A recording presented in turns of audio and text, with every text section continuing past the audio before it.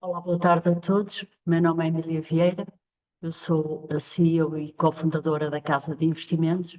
Bem-vindos a este webinar, Guerra Comercial 2.0, o impacto nos negócios e a estratégia de investimento. Vamos dar aqui uns 30 a 40 segundos para se juntarem mais pessoas, só fazer aqui um pequeno compasso de espera para arrancar de seguida para uma apresentação que entendemos possa ajudar a dar-vos informação e factos que vos permitam decidir melhor.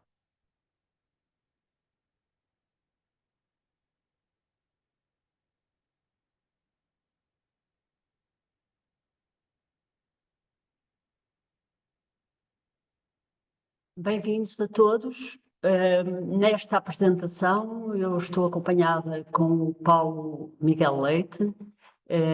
O Paulo é analista sénior da equipe de investimentos, que a maioria de vós já conhece, e vamos fazer então a apresentação.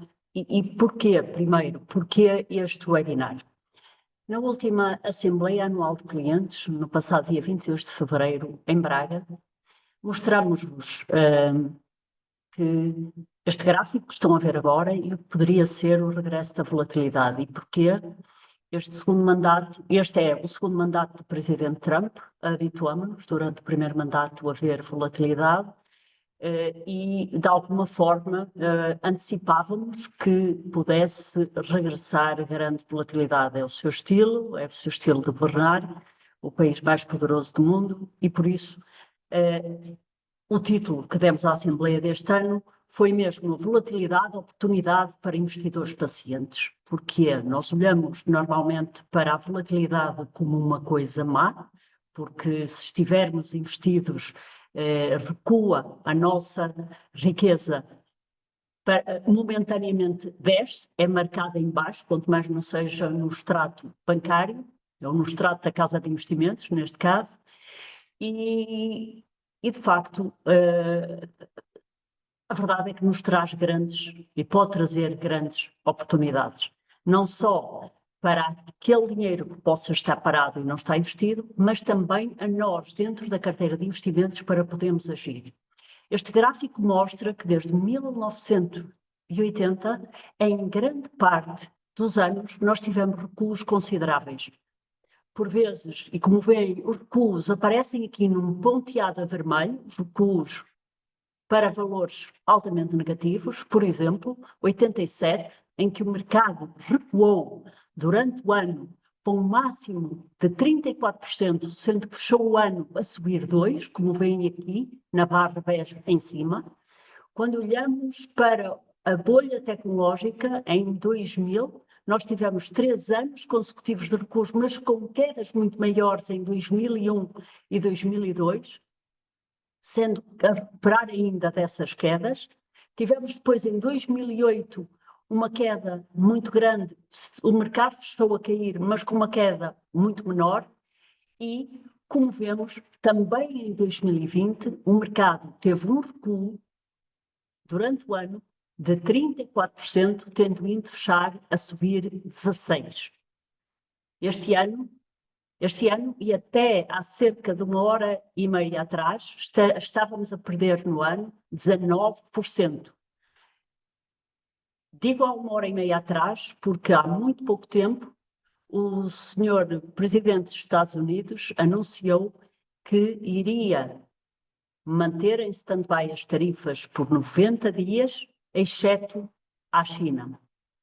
Isto significa que os mercados já estiveram a recuperar os índices 6,5%, alguns dos títulos que temos em carteira estiveram já a subir e estão a subir 7%, 8%, e no caso, por exemplo, da Nvidia já esteve a subir 14%, e por isso a mostrar que efetivamente temos um estilo de governação que nos obriga a saber o que estamos a fazer, a conhecer muito bem os negócios e a preocupação de termos então decisões ponderadas. O que é que nós concluímos então deste gráfico? E tal como dissemos na Assembleia Anual, é que a volatilidade é o preço a pagar para termos melhores retornos a longo prazo. Se olharmos hoje para a curva de rendimentos que é a estrutura de taxas de juros a longo prazo na Europa, não há forma de investirmos com retornos reais positivos. Ou seja, o nosso retorno em investimentos de taxa fixa será sempre com estas taxas de juros inferiores à inflação. E por isso, para nós, é mesmo importante perceber e entender esta volatilidade, passar-vos este conhecimento e ajudar a que consigam investir com boas rentabilidades a longo prazo. Hoje há muitas opiniões contrárias, muita especulação à volta do que podem ser as decisões de Donald Trump. O que nós queremos com este webinar é trazer-vos factos e informação sobre a forma como os negócios que temos em carteira se estão a comportar, com o objetivo de poderem ponderar e perceberem que estes investimentos nos dão a confiança de que isto também passará e possivelmente alguns deles sairão desta crise consideravelmente mais fortes.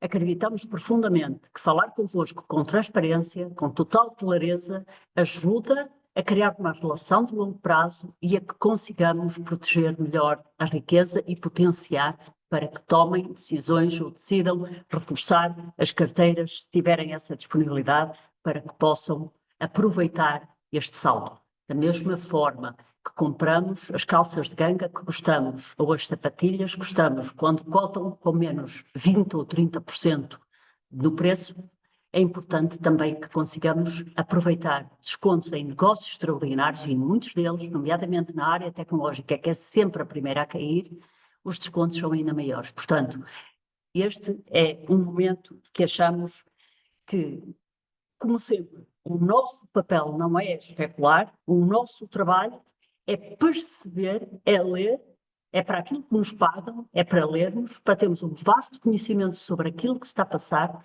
para perceber como os negócios que temos em carteira podem ser afetados por estas tarifas, por este tipo de guerra e forma de atuação tarifária, ver o que pode causar e se pode trazer uma recessão ou não, de que forma pode ou não jogar a inflação e outras variáveis e que impacto podem ter nos nossos negócios. O que é que isto nos permite fazer? Permite-nos fazer ajustamentos necessários e poder tirar vantagem, sobretudo quando a recuperação acontece. Ontem, a equipa de investimentos tem estado com muita frequência desde o início de março, mas com mais ainda nos últimos dias, decidimos aplicar toda a liquidez disponível. Ficamos apenas com uma liquidez de 0,3% no fundo, tendo aproveitado para reforçar as posições que temos em carteira. Estes são os negócios que queremos ter e que achamos que, pela força dos seus balanços, pelas vantagens competitivas que têm, pela capacidade das empresas, das equipas de gestão que estas empresas têm, nos dão a segurança para passarmos. Este é o barco sólido que nos vai permitir atravessar o oceano e chegar a um bom destino. Por isso, pedimos que não esperem que façamos market timing, que não é o nosso trabalho. O nosso trabalho é avaliar os negócios. Avaliar os negócios num contexto de grande incerteza, naturalmente retira-nos visibilidade. No entanto, estas empresas têm balanços que nos permitem ter muita confiança, não só nos seus negócios, mas sobretudo também na força dos seus balanços para conseguirem resistir a esta tempestade. E, por isso, eu passaria já ao Paulo Leite, que nos vai, então, fazer a apresentação. Paulo.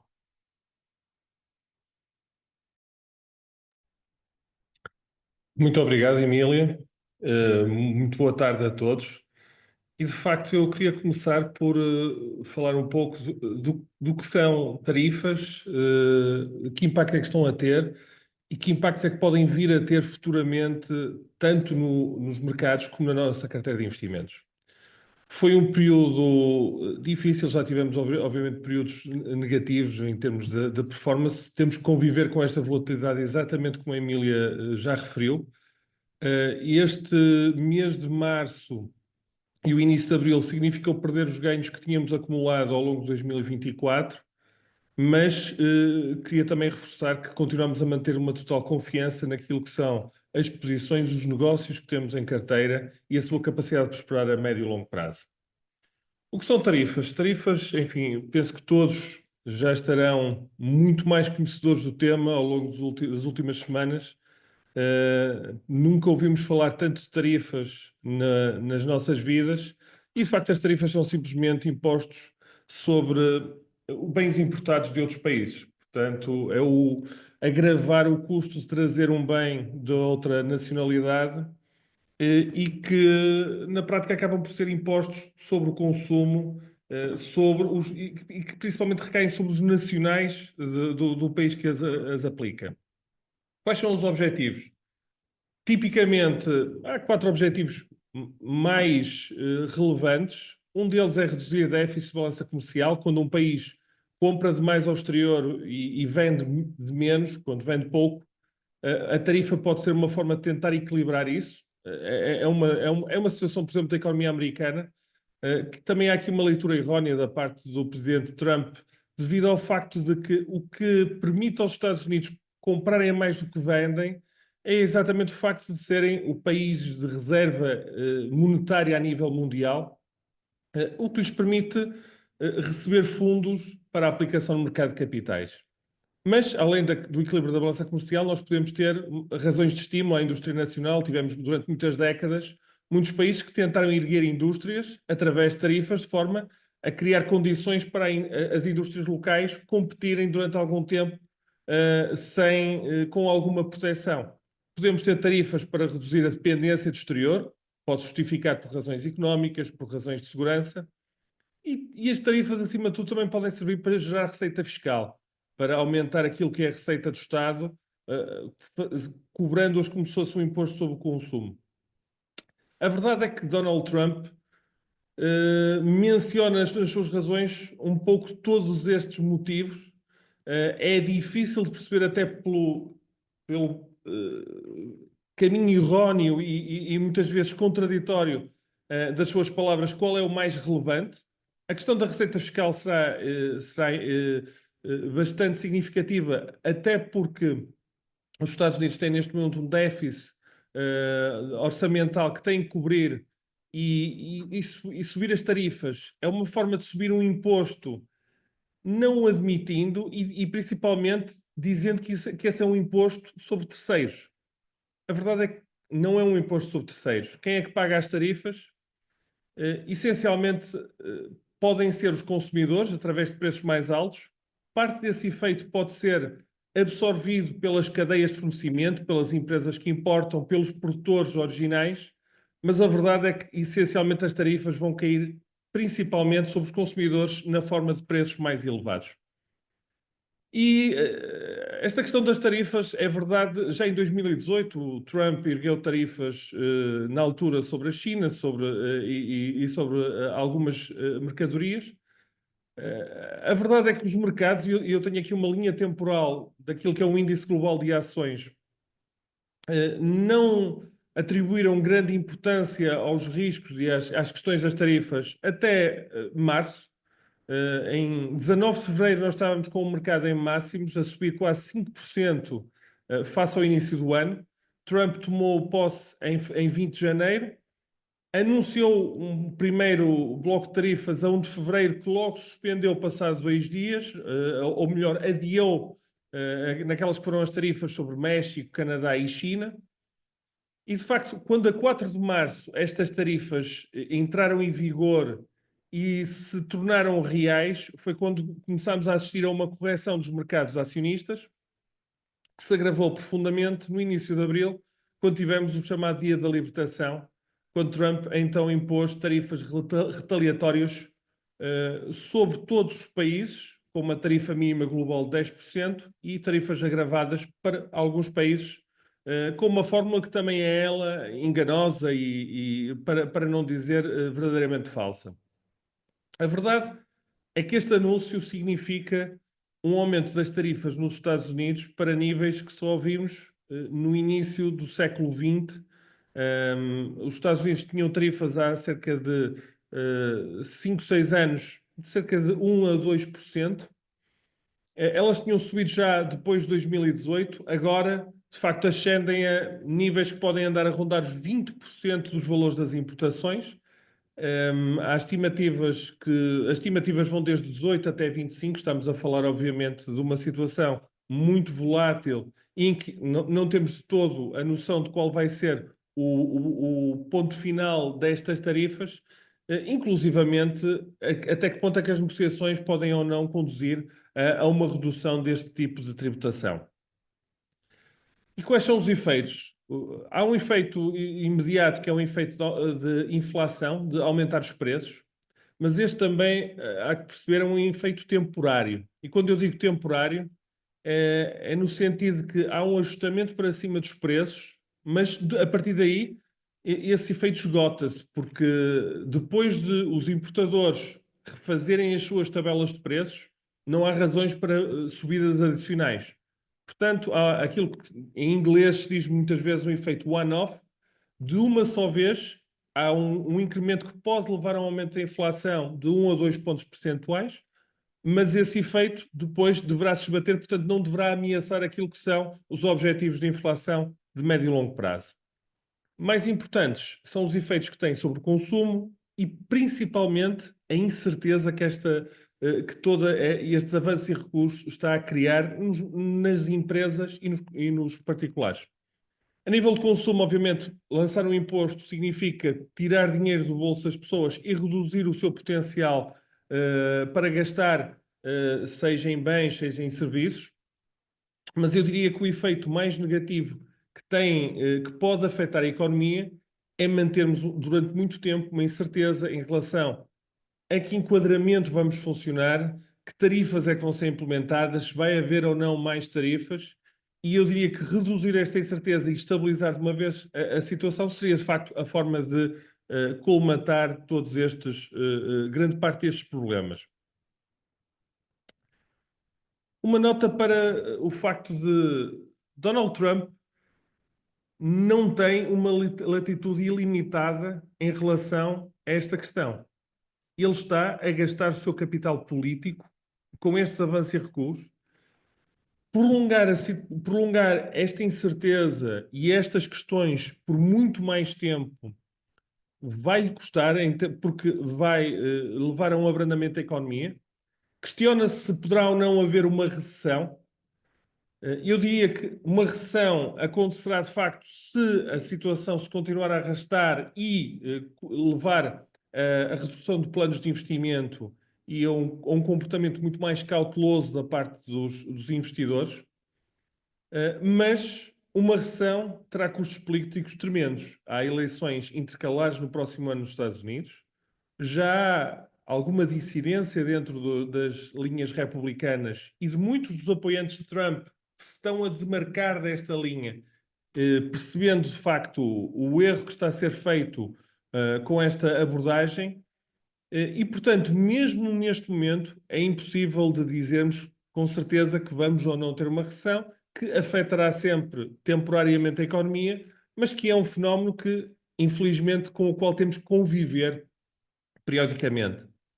Agora, a questão é como é que estas tarifas podem ou não afetar os negócios que temos em carteira. Eu diria que à cabeça há dois efeitos a nível das tarifas. Um, que é o efeito direto, o impacto que as tarifas têm em termos do negócio das empresas que têm que as suportar ou que têm que passá-las para os seus clientes. E depois há efeitos indiretos, que é o impacto que possa advir de uma recessão, de um abrandamento económico. Em termos de efeitos diretos, eu diria que temos três empresas que poderão estar mais expostas: Nike, Adidas e LVMH.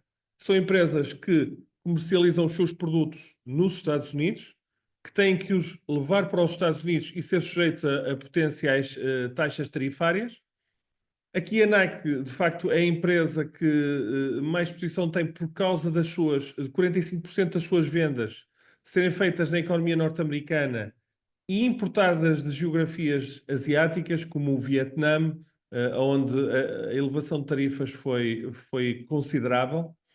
Além disso, a Nike também tem negócio na China, que poderá não ser tanto alvo de tarifas, porque a China não elevará as tarifas sobre as importações dos países asiáticos, mas poderá ser alvo de boicotes, poderá ser alvo de retaliação em termos de opinião pública. De qualquer forma, quando olhamos para a Nike, estamos a falar de um título que já está a recuar 70% daquilo que foi o máximo que atingiu em 2021. Nós não o compramos, obviamente, nos máximos, já o compramos com uma queda muito considerável no ano passado e achamos que neste momento o título já está a descontar um cenário bastante negativo, tanto em termos de tarifas como de recuperação do seu negócio. A nível da Adidas, o efeito será menor, só 21% das vendas são realizadas nos Estados Unidos, obviamente teremos aqui um efeito bastante menos pronunciado que na Nike, até porque a Adidas poderá até beneficiar caso a Nike seja alvo de retaliação, por exemplo, na China. Mas, e depois finalmente temos a LVMH, que eu diria que das empresas expostas a tarifas é a que deverá sofrer menos impacto. Por um lado, as vendas nos Estados Unidos são só 20%, 25% das vendas consolidadas. Por outro, é uma empresa que opera com margens muito elevadas e as tarifas incidem não sobre o preço de venda final, mas sobre o preço a que os bens são transferidos para dentro do país. Ora, os preços de custo são 30% daquilo que depois a empresa verdadeiramente vende no final. Portanto, aplicar tarifas de 30%, aplicar tarifas, por exemplo, de 20%, que é o tarifário que se fala hoje na União Europeia, sobre 30% do preço final, é uma percentagem relativamente pequena que a empresa consegue acomodar em termos de subida de preços, até pela sua clientela não ser tão sensível ao preço como é o caso de clientes da Nike e da Adidas. Ou seja, mesmo nos negócios que estão mais expostos às tarifas, em mais risco de serem afetados e que representam neste momento cerca de 11% da carteira, estamos confiantes que têm a capacidade de ultrapassar este desafio e a prazo continuarem a prosperar. Mas, obviamente, podemos ter uma recessão será sempre negativa para todos os negócios. Há alguns títulos cíclicos, temos Ryanair, Booking, Qualcomm, Disney. Ryanair e Booking são expostas à área de turismo. A área de turismo poderá sofrer com uma recessão. Também são empresas muito mais expostas ao mercado europeu do que ao mercado americano. A Ryanair está exclusivamente exposta ao mercado europeu. A Booking tem uma grande fatia do seu negócio no mercado europeu que é superior ao mercado americano. E, portanto, mesmo na eventualidade de uma recessão, se essa recessão afetar mais a economia norte-americana, estas empresas poderão estar de alguma forma defendidas. E eu penso que isto é muito relevante também para perceber, por exemplo, a Booking, nós muitas vezes referem-nos o facto de nós investimos predominantemente nos Estados Unidos. Há muitas empresas americanas que a maior parte do seu negócio é feito fora dos Estados Unidos e que estão sediadas nos Estados Unidos, mas poderiam estar sediadas na Irlanda, na Alemanha, na França, e de facto a sua residência fiscal é um mero, enfim, é muito pouco relevante em termos daquilo que elas representam em termos de exposição geográfica.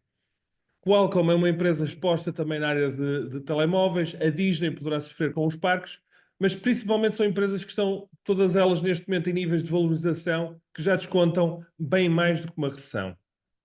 Há depois outros negócios que podem também sofrer algum impacto da recessão, mas em menor escala. Visa e Mastercard, obviamente,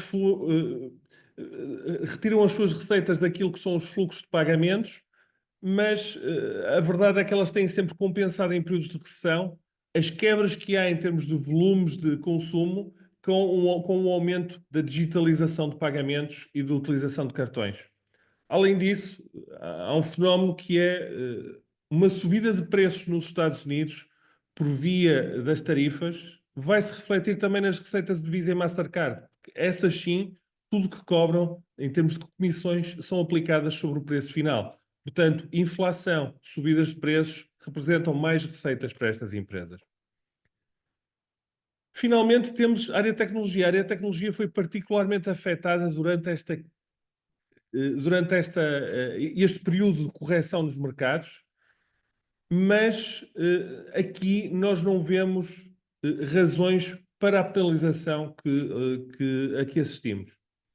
É verdade que há alguns efeitos cíclicos sobre negócios. Uma Alphabet vive também do mercado publicitário que pode recuar. A Amazon tem 30% das suas vendas a retalho na América do Norte expostas a produtos importados, mas essas empresas têm a capacidade de continuar a crescer e de ultrapassarem este período, até porque estamos a falar de empresas com balanços tremendamente fortes e cujas vantagens competitivas permanecem totalmente solidificadas. Aliás, quando olhamos para uma Amazon, se houver uma substituição de produtos da China, da Ásia, por produtos locais, eles vão continuar a ser vendidos online, vão continuar a ser vendidos pela Amazon, eventualmente a preços mais elevados. Portanto, não vemos aqui uma ameaça significativa. O mercado também está a temer que, eventualmente, uma recessão possa levar a um recuo no investimento em inteligência artificial. É verdade que poderemos ter um abrandamento temporário, mas o ciclo de investimento em inteligência artificial não vai terminar. É um ciclo que vai continuar ao longo da próxima década. As vantagens que se podem retirar destas funcionalidades, destas aplicações, destas tecnologias, não vão desaparecer por causa de uma recessão económica temporária.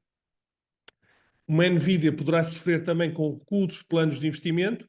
Ainda há pouco tivemos, por exemplo, a Alphabet a reiterar o seu objetivo de investimento para este ano. Portanto,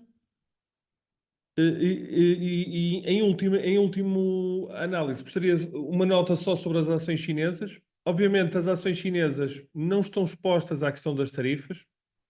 Tencent e Alibaba têm principalmente o seu negócio a nível doméstico, no mercado chinês.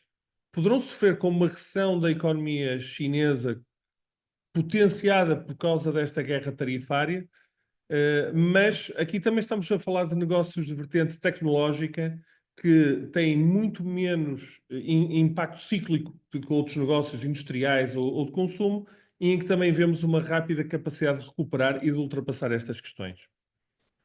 Ou seja, quando nós olhamos para a questão das tarifas e uma eventual recessão que não está de todo garantida, nós olhamos principalmente para a curva de longo prazo. E eu tenho aqui um gráfico que mostra aquilo que foi a evolução do índice norte-americano SP500 nos últimos 60 anos. Aqueles que foram períodos de recessão estão aqui a ser analisados a sombreado.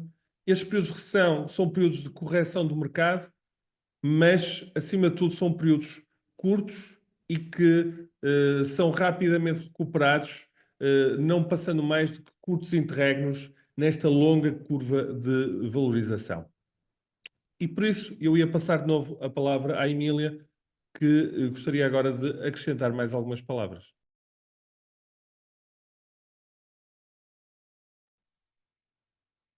Obrigada, Paulo. De facto, ouviram aqui, no fundo, um resumo de como vemos possíveis riscos, inclusivamente, se houver uma recessão. Não sabemos. Não é, como já disse, o nosso trabalho prevê-las. Outros fazem-no sem acrescentarem qualquer valor e já foram previstas muitas mais recessões do que aquelas que efetivamente se realizaram e por isso, ou aconteceram, e por isso, da mesma forma que o dono de uma empresa não cotada ou uma família como a família Arnault não vendeu nenhuma participação na LVMH, nós também não vendemos negócios que consideramos extraordinários e que não sabemos o que vai acontecer no dia seguinte. Aliás, o presidente americano não merece a nossa confiança e por essa razão sabemos que é uma pessoa que hoje pode dizer uma coisa, amanhã pode dizer outra completamente diferente e uma mentira total com a convicção de que está a dizer uma grande verdade. E por essa razão a melhor forma é ver, olhando para aquilo que foi o século XX, o termos passado pela grande depressão dos anos 30, em que o mercado caiu 87%, olhar para a Segunda Guerra Mundial, em que morreram mais de 60 milhões de pessoas, olhar para a crise de petróleo na década de 70, olhar para a bolha tecnológica em que o mercado recuou 47%, para a crise financeira em que recuou-se 55%, e ao longo de todo este período, século XX, até Hoje o mercado financeiro prosperou. E se olharmos para a curva dos últimos 30 anos, eles foram assim, foram isto que podem ver. Para quem abriu uma conta de ações, é 8 de abril de 95, e a manteve, passou pela bolha tecnológica com um recuo de 47%, passou depois pela crise financeira, que entre 2007 e 2009 caiu 55%, passou por pequenos solavancos ao longo deste trajeto, passou em 2019, 2020, neste caso, pelo Covid, pela pandemia, em que o mercado esteve a cair 34%, 35%, passou depois pela queda durante a guerra na Ucrânia, mais 25%, e mesmo assim, daquele valor de 95, que não é nem o máximo nem o mínimo de mercado, é só recuar 30 anos da data de hoje, o retorno anual, para quem se manteve investido até ontem, até ao fecho de ontem, foi 9,94%. Portanto, não estamos a usar o máximo deste ano, estamos apenas a usar a data de ontem a recuar 30 anos. E isto significa o quê?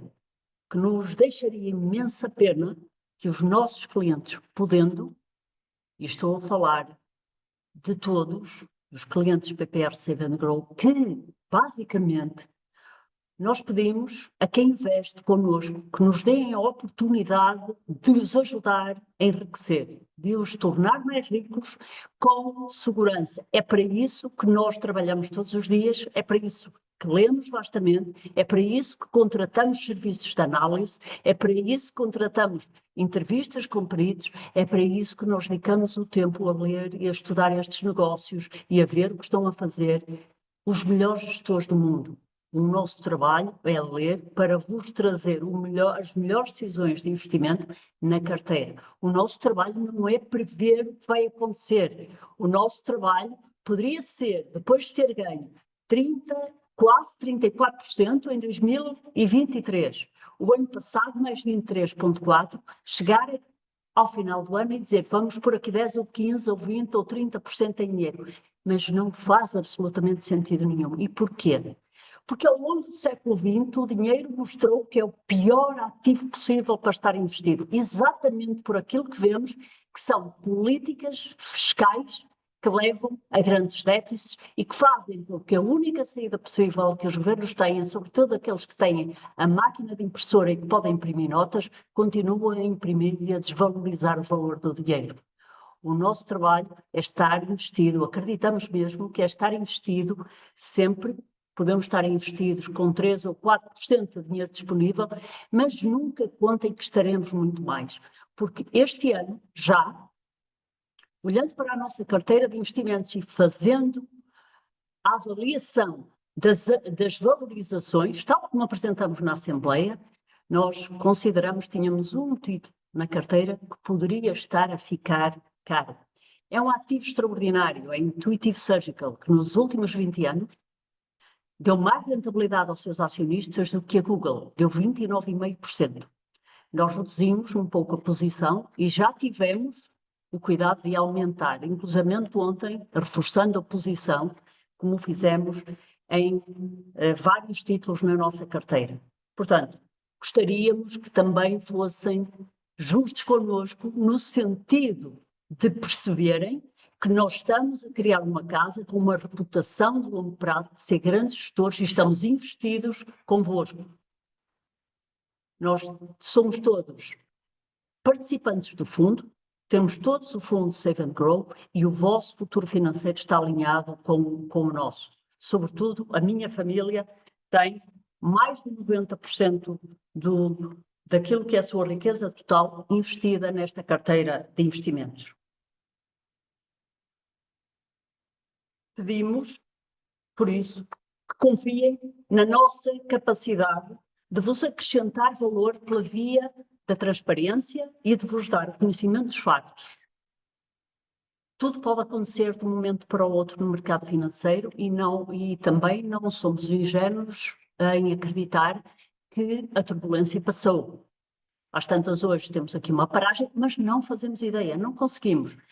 Agora, nós sabemos que o Sr. Trump vai estar 4 anos na Casa Branca, que pode ser, de facto, um mercado volátil ao longo destes anos, mas que, para quem pode esperar, para o dinheiro paciente, comprar hoje com um desconto quase 20% é um momento extraordinário para poder potenciar o valor que vos podemos criar a longo prazo. E por isso, é este o desafio que vos lançamos também, de ponderarem esse reforço.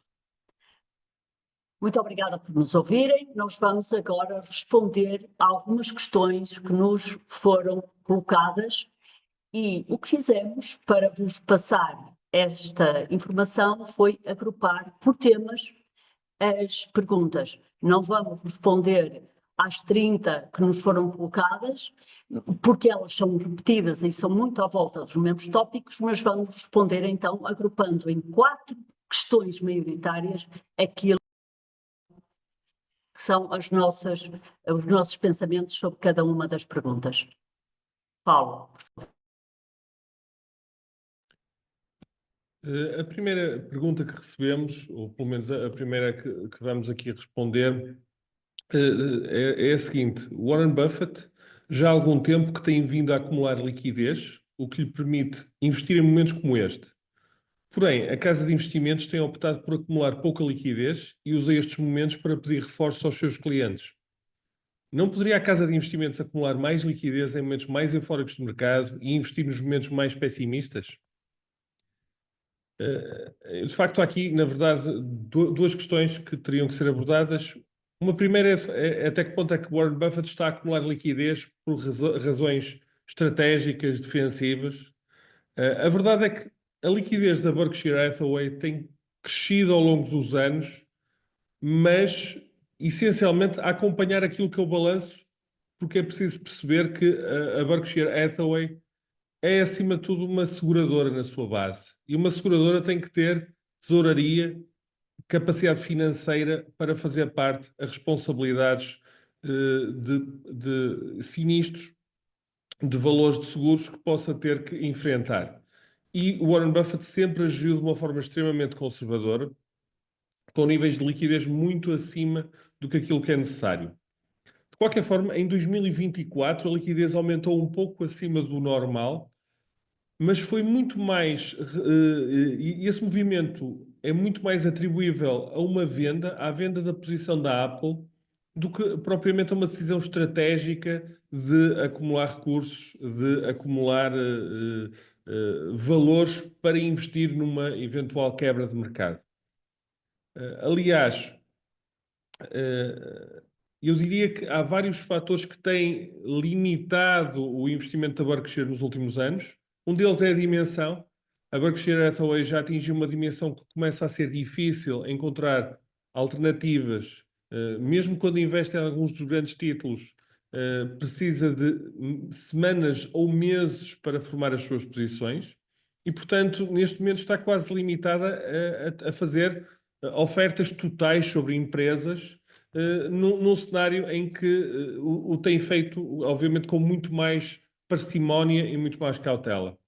Por outro lado, também pensamos que a idade do Warren Buffett tem-o limitado num sentido, e ele percebe que, que quer entregar a empresa com mais flexibilidade para os seus sucessores e tem estado muito mais relutante em entregá-la com um negócio acabado de fechar de grande dimensão.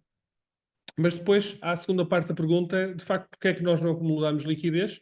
Aí penso que a Emília já referiu muito bem aquela que é a nossa filosofia. Nós não tentamos fazer market timing, nós não tentamos adivinhar quais são os movimentos de mercado de curto prazo. Acima de tudo, o que nós queremos é investir em negócios a bom preço.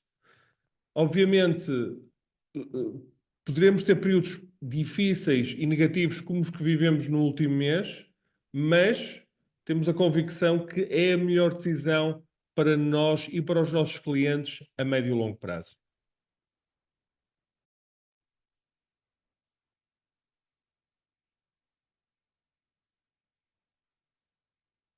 segunda pergunta diz: acham que existe a possibilidade de que os Estados Unidos deixem, ou dos Estados Unidos deixarem de ser a maior potência económica mundial, tendo em conta o tremendo impacto das atuais políticas praticadas pela atual administração Trump?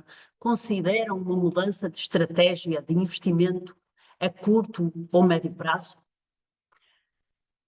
Efetivamente, existe mais incerteza com o Trump, existem riscos. E é natural que existam riscos relativamente à hegemonia dos Estados Unidos. Portugal já foi a maior potência do mundo, a Inglaterra já foi a maior potência do mundo. É natural que um dia os Estados Unidos também deixe de o ser. Não sabemos quando é que isso possa acontecer. A verdade é que quais são as alternativas de investimento? A Europa fala a uma só voz? Ainda não. Tem total integração fiscal, etc? Ainda não. China é um parceiro completamente confiável? Se bem nos recordamos, aqui há 3 anos, quase, a China nacionalizou as empresas todas de educação. A China cumpre relativamente aos direitos humanos? É uma democracia?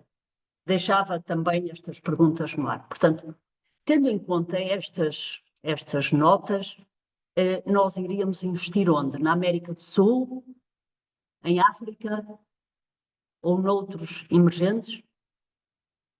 A nossa abordagem na Casa de Investimentos não leva em conta a geografia, não leva em conta o país onde estamos inseridos. A nossa abordagem ao investimento leva-nos a selecionar aquilo que consideramos, pela sua natureza, pelos seus fundamentais, os melhores negócios do mundo. Aqueles que têm balanços sólidos, grandes vantagens competitivas, são altamente rentáveis, conseguem crescer no mercado global e produzem bens e serviços que o mundo inteiro deseja, precisa para continuar a viver e a prosperar. Este é o maior oceano para pescar. Iríamos deixar de pescar num oceano para pescar num rio? Não nos parece a melhor decisão. A nossa abordagem não é macroeconómica, é uma abordagem centrada na seleção de negócios. É aquilo, em vez de ser top-down, macroeconómica, como também é chamada pelos parangões da indústria, é uma análise bottom-up. Partimos dos negócios e a partir daí, e dos seus fundamentais, da sua cultura, da sua capacidade de crescerem e prosperarem no mercado global, da força do seu balanço, e viram ainda, e a carteira tem muito poucas alterações. A única coisa que fizemos foi, estes dias, vender Cellnex, porque tinha tido um bom desempenho este ano e alocamos esse valor nos títulos que tinham sido mais penalizados, juntamente com a liquidez que os clientes nos têm continuado a dar com grande força e que agradecemos muito. Portanto, o que nos preocupa, efetivamente, é a incerteza que traz, sobretudo para a decisão que possa levar os nossos clientes a tomar, a não reforçarem ou até mesmo a levantarem valores. Até este momento não aconteceu. E mais uma vez, muito obrigada por essa confiança, porque naturalmente são grandes desafios, sobretudo para quem começa a investir há muito pouco tempo ou nos conhece há muito pouco tempo. Desde o início do ano até hoje, já foram abertas mais de 3.500 contas novas. Somos hoje mais de 18.000 clientes no fundo PPR Save and Grow. Portanto, não nos vemos naturalmente a mudar de filosofia. A terceira questão: pretendem diversificar portfólio noutros mercados como o europeu e o asiático? Esta pergunta está inteiramente relacionada com a anterior. Obviamente que nós procuramos a nossa carteira para ponto de partida, a nossa carteira de ações tem negócios mundiais, que acontece de muitos deles estarem baseados nos Estados Unidos, mas são negócios globais em que, em muitos casos, uma parte muito grande das suas receitas vem, e dos seus lucros, naturalmente, vêm de fora dos Estados Unidos. Portanto, esta coisa de acharmos que, embora até na carteira nós estejamos com uma exposição ao mercado americano inferior ao índice global MSCI World, efetivamente, mesmo assim, estes negócios têm uma exposição à economia americana mais baixa do que aquilo que é a sua percentagem de negócio americano. Portanto, mantendo o princípio da resposta anterior, de que nós selecionamos negócios, nós temos o entendimento de que 25 a 30 empresas extraordinárias, bem selecionadas em diferentes setores, nos permitem estar suficientemente diversificados. Como diz Warren Buffett, não é preciso diversificar muito, só faz quem não sabe o que está a fazer. E por isso nós pomos os ovos em alguns cestos e temos o cuidado de vigiar muito bem os cestos. E nesse sentido, nós continuamos à procura, não pelo mercado onde estão, mas sobretudo pela qualidade das empresas, pela capacidade dos gestores e pela força destes negócios e capacidade de crescer. Sendo que, naturalmente, é muito importante que sejam geografias onde a lei funciona, onde a propriedade privada é preservada e onde podem ser sacadas responsabilidades rapidamente caso as coisas não corram tão bem. Portanto, está respondida a questão. A quarta questão, face à conjuntura económica atual, qual consideram ser o melhor momento para reforçar o PPR de forma a otimizar o investimento e minimizar os riscos? Esta obviamente que costuma-se dizer, não se pergunta ao barbeiro se precisa de um corte de cabelo. Ainda assim, eu vou dizer o seguinte: nós temos usado nas nossas comunicações com todos os nossos clientes a ideia de que ir reforçando de uma forma até mensal as suas contas é extraordinário. Retira-lhes o peso de uma decisão de quando têm uma importância maior e que se sentem mais obrigados para acertar no momento. Portanto, hoje é um bom momento para reforçar, porque estamos a comprar com um desconto significativo face a fevereiro ou a janeiro, em que nós achávamos que a nossa carteira estava a cotar a preços sensatos. Se estamos a falar em negócios que em média ganham 14, 15, 18% ao ano e estão a um preço razoável, é expectável que, mesmo que venha uma recessão, ao longo de um período mais longo, de 5 ou mais anos, nós possamos ter uma rentabilidade muito considerável e muito melhor do que aquilo que as alternativas permitem. E quando falo em alternativas, falo em dinheiro nas contas à ordem ou de posse a prazo, que hoje são muito mal pagos, certificados da Flor, que também são empréstimos ao governo e que dependem de taxas fixas, ou obrigações. Devemos lembrar que estes ativos, em momentos de crise, também são aqueles que a prazo pagarão menos. Portanto, é um bom momento para reforçar, para quem tem importâncias maiores e sente o peso de reforçar tudo de uma vez, que defina um momento, período de tempo sobre o qual faz o reforço, mas depois que execute mesmo, porque o grande problema é mesmo isso. É nós depois, um grande investidor, Seth Klarman, costuma dizer que quem não compra quando está a cair, não consegue comprar quando começa a subir. Porquê? O mercado cai muito em alguns dias, com muito volume e com muito pânico, em que há muita gente a vender. E só um volume muito leve, de uma forma muitas vezes muito rápida. E quando as pessoas já viram um preço mais baixo, depois têm muita dificuldade em comprar acima. Eu recordo-me, e já agora é importante notar, é que nós conhecemos a história. Quando olhamos para a crise financeira de 2008 até 2008-2009, há um artigo do Wall Street Journal de 2013 que diz: grandes investidores institucionais perderam o rally nas ações, porque estiveram à espera de boas notícias. Quando o panorama estiver cor-de-rosa, o mercado já subiu muito. O mercado antecipa consideravelmente melhores momentos económicos. Outro ponto que gostaria de deixar é que, efetivamente, grande parte de nós, e sobretudo quando, mesmo na área de investimento, mesmo investidores profissionais, dá muito valor à informação de curto prazo que circulam nas redes sociais, os opinion makers que fazem lembrar estas coisas das eleições com tanto especialista que não sabemos em que é que somos especialistas, nem conhecíamos qualquer currículo, mas prosperam e conseguem cativar a atenção. Porquê? Porque dão as más notícias, porque falam com pessimismo, e o pessimismo, ser pessimista parece mais inteligente do que quando se é otimista. E, portanto, se de facto há uma frase que eu não sei dizer agora a quem é que a devo atribuir, uma citação, mas que diz que quem lê ou ouve as notícias de curto prazo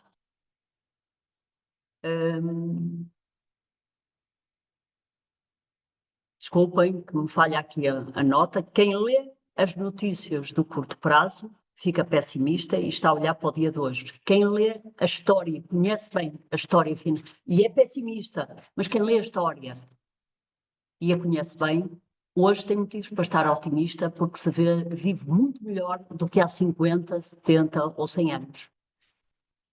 E este, a longo prazo, será também mais um blip, mais uma pequena queda na longa curva da prosperidade. Este é, na verdade, o triunfo dos otimistas, aqueles que acreditam na capacidade das empresas continuarem a produzir riqueza a longo prazo. Muito obrigada pelo vosso tempo. Estamos a terminar 7 minutos mais tarde. Esperemos ter trazido informação que vos deixe também mais tranquilos, que vos permita estar descansados, que deve ser esse também o propósito. Muito obrigada, ficamos ao dispor e até breve.